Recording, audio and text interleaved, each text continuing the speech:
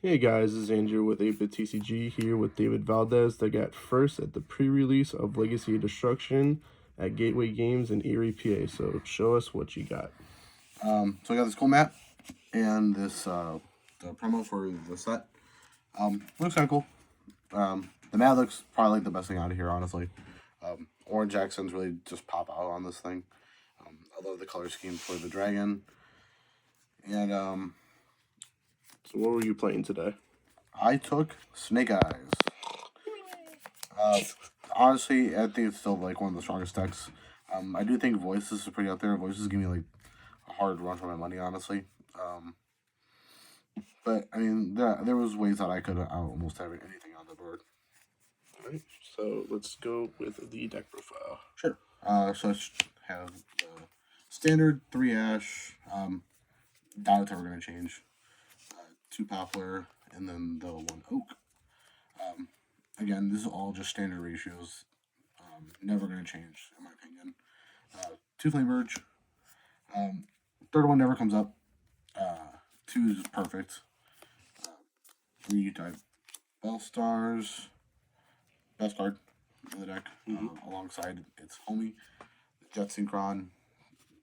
Simply, honestly, the best honorary Snake Eyes card. Hand traps. We got 3 Ash, 3 Veiler, and then I have crossouts, so I was playing the 1 Mourner. Honestly, it probably should have been Nibiru going into this event, but you know, it is what it is. Spells, got 3 wanted, the Temple, and then the 1 Sinful Spoils. There's times where I kind of actually do want to see the second one. It does come up a lot, especially in this pure build. Now that we need to just extend a little bit further. 3 Bellfire, 3 Crossset, the 3 Tactics, and then I was playing 3 Droplets. I think Droplets now is probably going to be more detrimental to actually introduce into the game.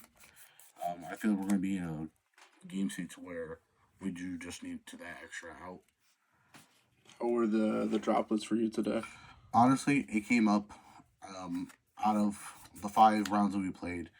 It came up in almost every single game, honestly, to where I could stop the Skull Guardian protection. I stopped Noir today. Stopping the Silver Librarian from Labyrinth. So do you think you're gonna continue to keep playing droplets for the rest of this format? I do like this card. I think it's always like really crucial, especially in this build, considering that we just have Poplar to just recycle everything. And then obviously the last 2, and then the last trap. Just the standard, basically. Yeah. Alright. Again, the only lineup card that I kind of want to change is the Mourner. I want to see if I can just throw a Nib in there just in case. Absolutely. Extra deck. We'll start with links first, just because I have a little spice on it. Got the Masquerena, the Little Knight, Dark, Ida, Celine, Promethean Princess, and then for 4s, I have an Appaloosa, the standard Raging Phoenix, and the World Sea Dragon. This combo line still always comes up. It's honestly just, if they just don't hit this, then it's pretty much game over every time someone sees it. For Synchros, I play the Formula Synchron, and then I'm trying out the Scar Red, the Red Dragon, Archfiend, and then the Abyss. The Abyss came up, I believe, about 3 times throughout the whole event. I like it. It wasn't too bad. The one thing I was trying out the most was the Omega and the Dissipator line. This line was interesting. There was times where I just hand ripped for 2, and then I had a Tactics in hand, where if they try to stop me, I could just hand rip them for 3. The 3rd never came up, but the 2 did in 1 game. Other than that, it was just a test. Gotcha. So do you think this is going to be the standard for the rest of this format? I do see the Hot Red, the Abyss, coming up more than anything. Just because the target negation, if you can get set up a just like a board, just because I like normally I was ending on boards of Apple for 2, the Abyss, and then just any like I think a Flame Bird at the bottom. To where it was still fine, to where I had a Masquerena to just summon out off of the Flame Bird. It just comes up. Gotcha. For the side, again, this side was not optimal whatsoever, but it helped out. The 2 other mortars, I would say these never came up. The one card that did come up a lot was just the Namiru. Again, we're going into this format to where we don't have the Baron anymore or the Borlet Savage, to where this card's just nuts. I was playing 4 Bestials, 1 of each. This way I can just like optimize using them whenever I get them to hand. Were the Bestials good today?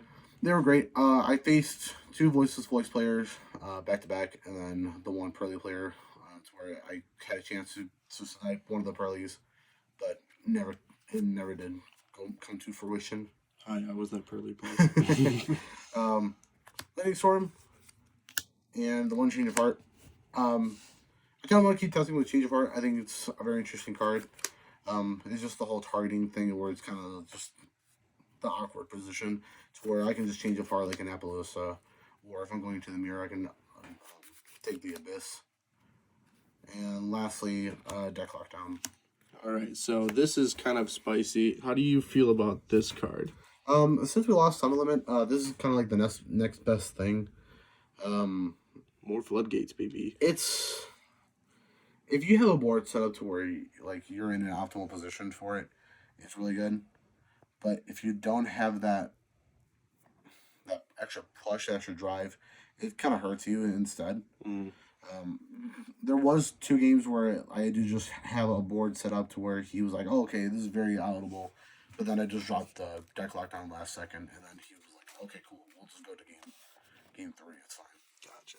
All right, well, that is the deck profile. Did you have any shout-outs today? Obviously, shout out 8-Bit TCG.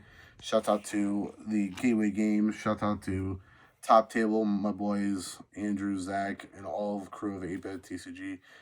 This is also during Rally, so shout out to all the guys out there.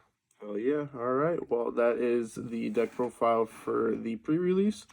Thank you so much for watching, and have a good rest of your day.